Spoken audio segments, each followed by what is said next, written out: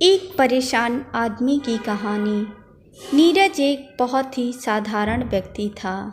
उसका एक अच्छा खासा परिवार और एक नौकरी थी, लेकिन पिछले कुछ दिनों से वह काफ़ी परेशान रहने लगा था। उसकी परेशानी की वजह थी उसको आने वाले विचार।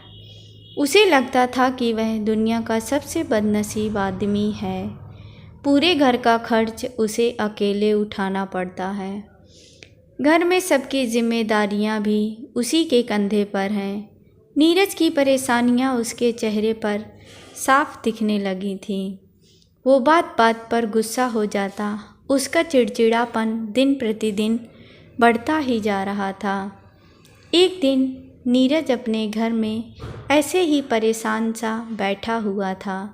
तभी उसका बेटा उसके पास आया और कहने लगा कि पापा, मुझे स्कूल से होमवर्क दिया गया है। क्या आप मुझे होमवर्क करने में हेल्प करेंगे? नीरज अपने बच्चे की पूरी बात सुने बिना ही उसके ऊपर गुस्सा हो गया और उसे काफ़ी भला बुरा सुना दिया। बच्चा वहाँ से निराश होकर चला गया। थोड़ी देर बाद नीरज का गुस्सा शांत हुआ, तब उसे अपनी गलती का एहसास हुआ। नीरज अपने बच्चे के कमरे में गया, जहां उसने देखा कि उसका बच्चा नोटबुक में होमवर्क करते करते ही सो गया था। उसने नोटबुक उठाकर देखा। उसमें आज स्कूल से एक विषय पर पैराग्राफ लिखने के लिए दिया गया था। विषय कुछ ऐसा था: ऐसी चीज़ें जो पहले बुरी लगती हैं लेकिन होती अच्छी हैं। बच्चे ने कुछ पैराग्राफ उस विषय पर लिख लिए थे। नीरज उस नोटबुक में लिखे को पढ़ने लगा। बच्चे ने कुछ इस तरह से लिखा था: मैं उन परीक्षाओं का धन्यवाद करना चाहूँगा जो पहले मुझे बहुत बुरी लगती थीं, लेकिन बाद में मुझे समझ आया उसके बाद ही वेकेशन आता है। मुझे बीमारी में खाई जाने वाली सभी कड़वी दवाइयों से नफ़रत थी, लेकिन बाद में मैं समझ पाया कि उन्हीं दवाइयों की वजह से मैं स्वस्थ हो पाता था और बाकी सभी चीज़ों का मज़ा ले पाता था। सुबह सुबह बजने वाला अलार्म मुझे अच्छा नहीं लगता था, लेकिन मैं बाद में समझ पाया उसी अलार्म की वजह से मुझे सुबह जल्दी उठने की आदत लगी और वही अलार्म ही मुझे ज़िंदा होने का एहसास दिलाता है। पहले मुझे मेरे पापा की डांट अच्छी नहीं लगती थी, लेकिन अब मैं समझ पाया हूँ उनकी डांट की ही वजह से ही मैं सही रास्ते पर बना रहता हूँ और अच्छे भविष्य की तरफ आगे बढ़ता हूँ। इन सभी चीज़ों के लिए और ख़ासकर मेरे पापा के लिए मैं भगवान को धन्यवाद देना चाहूँगा, क्योंकि मुझे डांटने के लिए मेरे पापा तो हैं, मेरे दोस्त के पास तो पापा ही नहीं हैं।